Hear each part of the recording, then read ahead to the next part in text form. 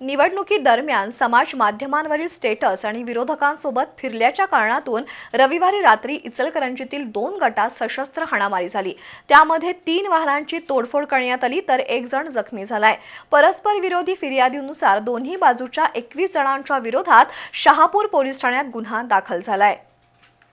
इचलकरंजी महापालिकेच्या निवडणुकीनंतर ठिकठिकाणी वाद उफाळून येत आहेत।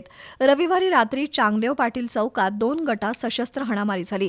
राजू चव्हाण, विजय चव्हाण, विनोद चव्हाण, स्वप्नील चव्हाण, संजय चौधरी यांच्यासह 15 जणांनी नितीन क्षीरसागर यांना अर्वाच्य भाषेत शिवीगाळ केली।